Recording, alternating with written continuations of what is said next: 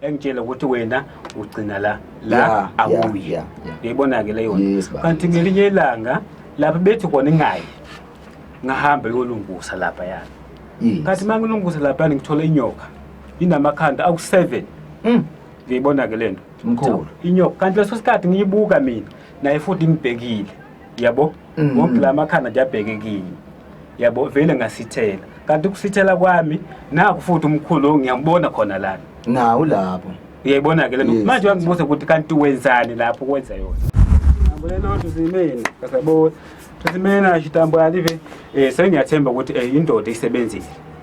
Ufisa kulungile nje mkhulu? Yebo indoda nje isebenzile. Ngiyathemba ukuthi indoda isebenzile. So lana ngiyayithatha ngiphinde futhi ngizivale. Yebo. Ngoba vele bengishiye imbobo encane. Singena umoya yethu. So ngiyayivala. Awu isebenzile impela, isebenzile. Isebenzile impela. Naku angithi yabo. Isebenzile impela. Naku imali le. Siyabona. Ke mkhulu. Imali le.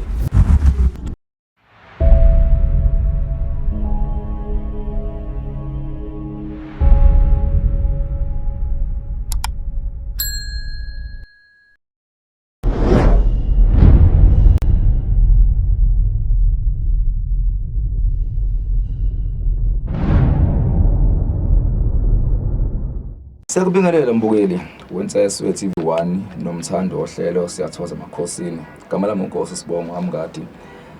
Sila enkabeni edolobha namhlanje. Size kudokotela esesakhuluma naye kakhulu emavidini adlule. Sakhuluma ngendaba eveza itestimony lokulapha umuntu ngokosiko noma ngokomuthi noma ngokwempande.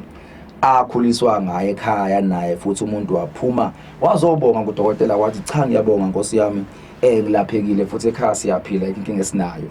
Dokotela ngizokunikeza ithuba ubingela ababukeli benseso ye-TV1. Sanibonani Ntombelani ninjani lo khulumayo umkhulu banali lo ngilana nje namhlanje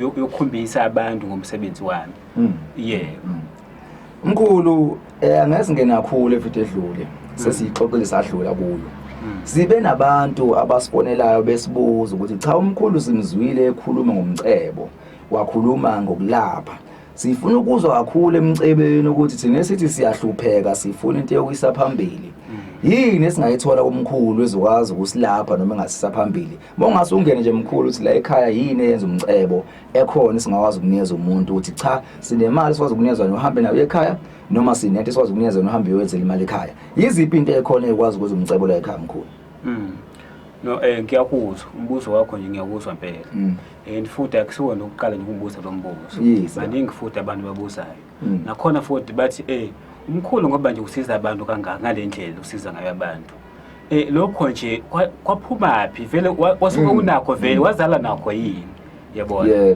cha mina nje impendulo yami nayi akazi ngizwale nakho lokho kodwa lokho ngikwenzayo ukuthanda izinto leso sikhathi bengithi ukuthanda izinto ngoba nje namhlanje inyanga kanjena leso sikhathi bengithanda izinto nayo ukuthi ahlambe ugogo wami mina uyinyanga yebo leso sikhathi nje sisakhula sebancane lokusithanda nje vele imakuthi ahlambe ufuna intombazana shele ngomuthi uyibona ke leyo manje kancane saqhubeka ngaleyo ndlela leyo ukuthanda umuthi uyibona ke leyo yebo kanti ngelinye ilanga umngani wami ngikhula naye wakhanda benayo ipassport kanti imali yokuthi nje beya naphesheya kanti imali yokuya khona akanayo shothi yena wahamba komunye umkhulu uyibona ke leyo nto kanti mayifika lapha yana womsiza yabo bese naye futhi wangitshela mina ukuthi hayi kuna indlela ngiyenzile ukuthi ngifika la ngikhona so mina ngambuza ukuthi kanjani bese yena wathi hayi hamba ngale ndlela ufika lapho usofika khona mayifika lapho uzothola usizo uyibona ke ngasuka lapho bengihlala khona emakhaya ngisuka lapho ngihlala khona ngifika lo mkhulu mangifika lapha yana ngiyamtshela ukuthi hayi izinto zami siyabhetha kakhulu uyibona ke leyo nto siyabhetha impela wathi hayi lokho nje akuna nkingi ngoba kufika kwami lapha yana wayisho yonke into bengiyizele lapha yana wangitshela yonke into bengiyizele wangitshela yonke into bese ngamlalela vele ukuthi hayi kuyiqiniso impela lokho ukusho bese ukhuluma ke lokho ukuthi hayi mina ngisokusiza manje leso sikhathi mina imali anginayo. Yes. Uyangizwa imali benganayo so ngathi hayi imali anginayo wathi akunankinga lento usoyenza yona wena usohlala la usoba umzukulu wami.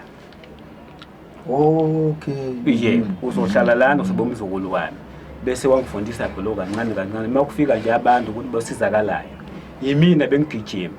Yimina bengitshela ukuthi yenzakala kanje yenza kanje thatha lokho yisa lapha yana thatha lokho yenza kanje. Kuloko ngingafunda ngawo nje mina umuthi. Wayesekufanisa neohlanga la ukuthi uhleli la ingane uzokukhulisa emthini wase ubukela yena izinto ayezenza nawe wase ufunde ukuthi kwenziwa kanje kanje kanje. Yebo kunjalo. So ngeke sithwathwasa wawuhlanga lo dokotela wakufundisa wangifundisa into yokusebenza. Yebo kunjalo impela. Mkhulu omunye umuntu angazibuza ukuthi cha isimanga ngoba siyakhandeka uma ufunda nabantu ohlala nabo.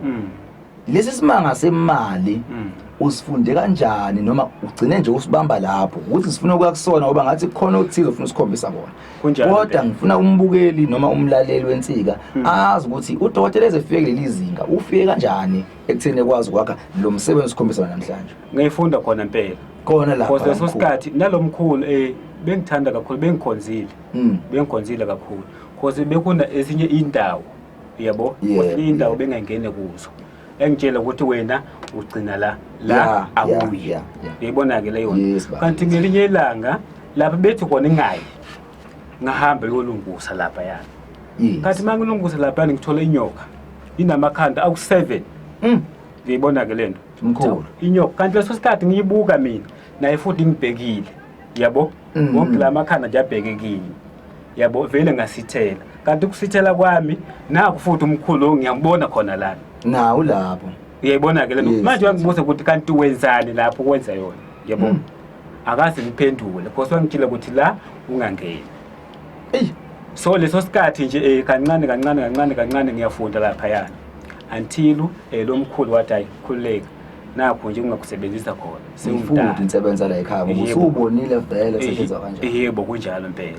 Mkhulu ngizoqala nje kanje ngizocela ukuthi usitshele insebenzo esizoyibona namhlanje ukuthi yini lo ozoyenza namhlanje siyabona la phansi zikhona izinto uzosichazela ukuthi yini le phansi la sizokwenza lokho sijwayele ukwenza la ku TV ukuthi ke asicishe icamera senze sho ukuthi yonke into ayenza umkhulu siyayiveza uze ufike esiphethelweni sensebenzo yakho mase siyayikhuluma ukuthi le nsebenzo umuntu mayifuna ithola kanjani kodwa sicela uqala singene kuyo ukuthi yini lo ozosibuza namhlanje. Vele nje icamera ungayicima. Ngeke sicishe uma uzocima icamera usicabanga ukuthi ahlambe ikhona into ikhona. Yebo baba. Yebo kodwa kokuqala nayi nje abantu inamba basongithola kuyo. Yes mkhulu. 068 982 9159. 068 982 9159. Iyona ke inamba yami lena basongithola ku WhatsApp or straight call. Straight call. Iyona lena. Umuntu ofana lensebenzo esizoyibona la nayi inombolo. Iyona inamba leyo nakhona futhi makuthi akanaso iqiniseko ukuthi awuyena yini umkhulu lo angafona i-video call uzongibona. Mkhulu asibone umsebenzi usichazele ngawo ukuthi yini le njoba ngihlezi ngisho kwembukelo insese TV1 icamera mase senza umsebenzi suke sesiyinyakaza nje kanje. Yebo. Siyabona phansi la mkhulu zikhona igubhu kukhona isikhwama. Yini le ngiyibuka la mkhulu? Lesi nje isigubhu.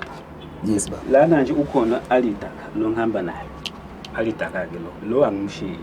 Insizwa osebenza ngayo noma indoda noma umama. Lo insizwa ke le indoda ke. Yes. Bese kunake nangu aliphiyo.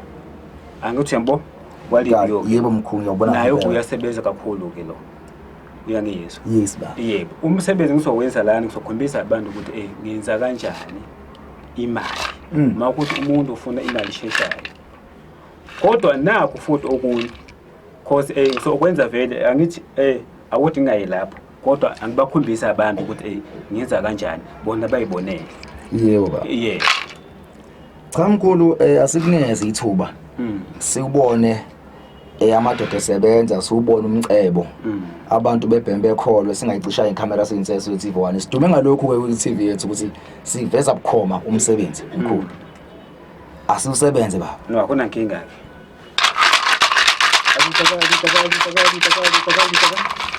Sesifikile ke la ndoda sebenza manje wena ngikuthembayo Yabona ke lo uyena ngimthemba ke lo. Indoda wena ngikuthembayo sebenza nje umsebenzi omuhle. Sebenza indoda omuhle angithi nangu uyambona Alibi ukhona futhi la. Yes mkhulu. Yebo. Nakho nje lana ubuke nje yonke into uyena ke lo uhamba ulanda imali ayifake lapho soyifaka khona. Nangembeka la.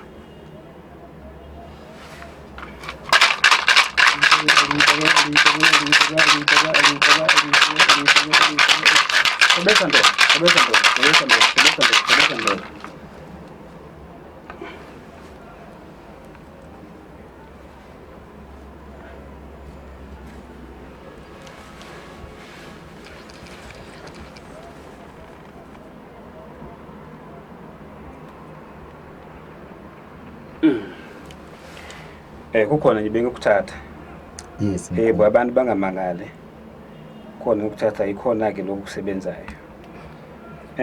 Kokuqala lokho ngizobeka la. Bese ngithatha ke lesi sikwama. Yebo? Yes ba. Yebo. Isikwama nje lesi. Sengiyazivula ke.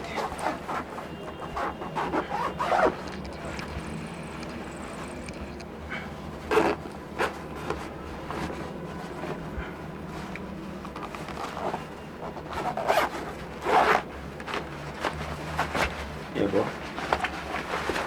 Unokufundisa abantu ukuthi bantu kunani la. Asinalutho mkhulu. Yebo? Yebo ba. Uyasibona? Ngisibona kahle mkhulu. Yebo, akunalutho la phakathi. Nabo, akunalutho.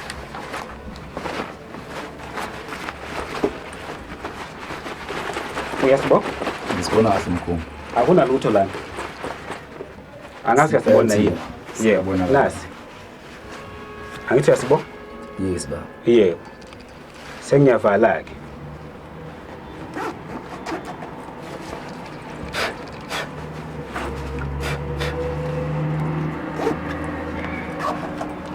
Ngithatha ke lokho bengikuthembile ukubekela phansi. Ngiyakuphosa la phakathi. Ngiyavala. Ngishiya nje imbobo incane. Yebo. Yebo. Ngiyavala ke lana. Nalana futhi ngiyavala. Nakho sengivalile. La ngishiya imbobo incane ukuthi ungene khona umoya. La. Bese ngiyasibeka lana. Yebo? Yes mkhulu. Yebo ngisibekile lapho. Lona ke indoda enkulu ke le iyasebenza phela. Hambe ulanda imali indoda. Hambe ulanda imali indoda. Hambe ulanda imali indoda. Hambe ulanda imali indoda. Hambe ulanda imali indoda. Hambe ulanda imali indoda. Hambe ulanda imali indoda. Hambe ulanda imali indoda. Hambe ulanda imali indoda. Hambe ulanda imali indoda. Seyiyahamba ke manje yona nje ulanda imali. Lona nje indoda enkulu ke lena. Angazi uyangizwa yini baba? Ngikubona kahle mkhulu. Yebo. Ungasabi. Hayi ukuthi ahlambe kukhona kuzovela. Because abanye abantu nje banokusaba. Uyabona? Yebo. Lana ke silinda ahlambe u5 minutes or 2 minutes. La yonke into nje ibe right. Yebo. Ayalisakani hamba usebenza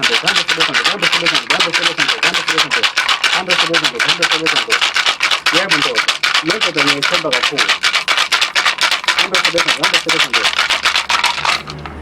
Yebo ndoda lekelela nawe ndoda alitakasa. Lekelela ndoda. Kasabola nambolelo tusimeni. Kasabola. Tusimena chitambo alive. Kasabola nambolelo tusimeni. Kasabola. Tusimena chitambo alive. Sengiyathemba ukuthi indoda isebenzile. Ufisa kulungile nje mkhulu? Yebo indoda nje isebenzile. Ngiyathemba ukuthi indoda isebenzile. So lana ngiyayithatha ngiphinde futhi ngizivale. Yebo. Ngoba vele bengishiye imbobo encane. Singene umoya yesikhulu. So ngiyayivala ke. Lapho nje ngiyathemba ukuthi yona nje isebenzile. Yebo. Kasabola nambolelo tusimena. Kasabola tusimena. Kasabola nambolelo tusimena. Kasabola tusimena. Kasabola nambolelo tusimena. Kasabola tusimena. Kasabola nambolelo tusimena. Kasabola tusimena chitambo alive. Themba ukuthi indoda yamadoda usebenzile. Themba indoda yamadoda isebenzile. Themba indoda yamadoda isebenzile. Yebo, kunjalo impela. Angithi uyambona ke lo. uyena-ke lo usebenzayo, uyena-ke lo usebenzayo. Osebenzayo. Yebo, usebenzile ndoda. Lona noma ngamkhipha ngombekela phezulu. Sewusebenzile ndoda. Lana sengifuna ukuvula la esikwameni. Sibone ukuthi indoda yamadoda isebenzile. Isebenza kanjani? Yebo, kunjalo impela.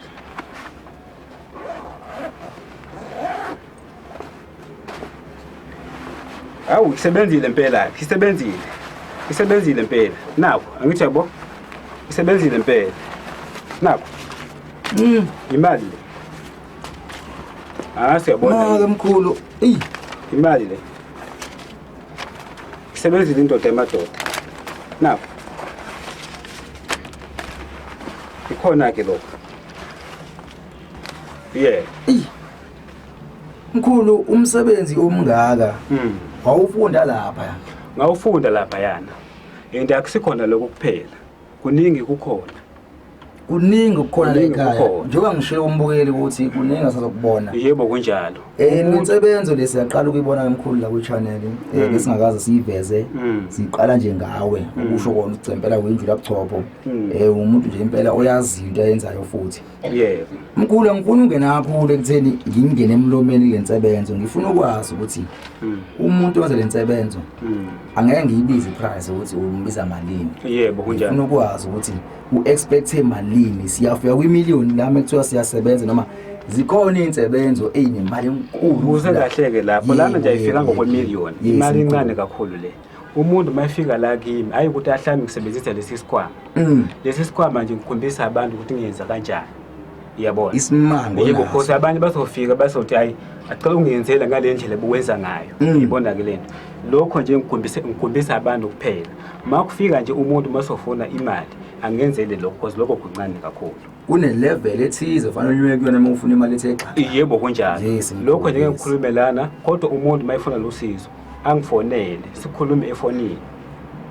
Angazi uyangizwa yini. Kuzwa kahle mkhulu. Yebo kodwa inamba angangithola kuyo athi ngiphinde futhi 0689829159 iyona ke inamba yami lebangangithola kuyo. Nakhona futhi ayothi ngiyenze lokho kuphela kuningi makuthi umuntu nje akakhona nje induku yakhe nje iyawa. Ngiyakhona futhi kumnikeza nje ukuthi abe right ekhameleni. Makuthi akunabantwana ngiyakhona futhi nje kubasiza. Yibona ke le uthando nima ukuthi nje umuntu wakho nje ubalekile ufuna abuye. Ukhona umuntu ningasabi izane la kimi kuzokusiza. Mkhulu angeze ngene kokho nje washilo ukuthi la sizele kuzokuveza nje ukuthi okuncane nokuncane lokuqhamuka kancane kodwa umuntu ofuna ukwazi ngokwehlukile naloko sikuveza namhlanje akafone enze show ukukhuluma nawe. Futhi mkhulu ngiyacela ukubuza lo mbuzo ngoba sinenkinga ekhona la kuma TV. Umkhulu nje washilo usathola Facebook akatholakala ku TikTok. Umthola ku YouTube kuphela inamba yakhe futhi iyodwa. Kunjani ibizile kuphela. Kunjani Umuntu amthola efonini mkhulu ethi faka imali sokwazi ukwenza le bank uyakwazi ukwenza into enjalo mkhulu. Kakhulu futhi uyayifaka imali ekhadini. Yebo kunjalo makuthi umuntu athi angikhona ukufika lapho ukude nala ngikhona ngiyakhona imali umuntu kumfakela ekhadini. But to be sure confirm ukuthi ukhuluma nodokotela ngempela. Kunjalo impela ungifone video call ungibone ukuthi hayi uyena impela yakho omkhulu lo. Dokotela hayi sesibheme sakholwa futhi ngiyathemba nombukeli uyabona imali le manje futhi impela and futhi akukho amaphepha la mkhulu ayinamalali le mkhulu. No imali lena if mawuphuma lana uthathe nje ucoshe nje amaphepha ambalo lana nje uhambe uyothenga lapho ubone ukuthi le imali imali ngempela esebenzayo. Yebo. Khulu sibaba kakhulu ithuba sikhombe sinike lona since SWTV1 sifike la kwakho sizobheka noma sifike la endombini enkulu indumbe enkulu phela la ngithi la iyangigoqa ndawo. Kunjalo ngempela. Yaphela indaba la ila ekhala khona ngempela. Kunjalo. Sisethekwini enkabeni edolobha mawufuna ukwazi umkhulu zokunikeza ama directions uyafona noma uya video call just to be sure. Mawukuthi sikhuluma indaba yekhadi enza sure ukuthi ukhuluma naye direct umkhulu. Kunjalo. Mekhuluma indaba yesitolo efama lesitolo umkhulu. Go Shoprite go Pep. Yebo kunjalo impela kodwa ku-confirma kwinombolo yakho eyodwa. Yebo kunjalo. Khulu since SWTV1 siyacela ukunikeza ithuba lokuthi uvalelise babukeli usinikeze inombolo yokugcina mase ushaya amagama okugcina nje ukuze sikwazi ukuthi nawe sikudedele ngoba phela ibandla ligcwele isigodlo sinabantu balindile bafuna ukusebenza nathi bese ubuka lo msebenzi uyisimanga ekhalwe ngawo athiwa kunesigubhu esirawundayo esifuna nini sibone ngamehlo senze imali ebukhoma siyibone namhlanje futhi nombolo sibonile sibheme sakholwa uNkulu amagama okuvala bese siphi inombolo uthi umuntu uthola kanjani baba ina inamba yami lana 0689829159 0689829159 iyona ke inamba la iyami le bese ngithola kuyo abantu nakho futhi ukugcina ukuthi makuthi umdala abanye vele bayaphumelela bana 25 abanye bayaphumelela bana 30 abanye bayaphumelela bana 50 so wena akukho late ukuthi ahlambe sengimdala ngigugile yebo cha iminyaka nje ayisho lutho fikani kimi ithuba likhona nawe uphumelele ujabule fana nabanye abantu Mkhulu until ividiyo elandelayo siyabonga siyabonga kakhulu.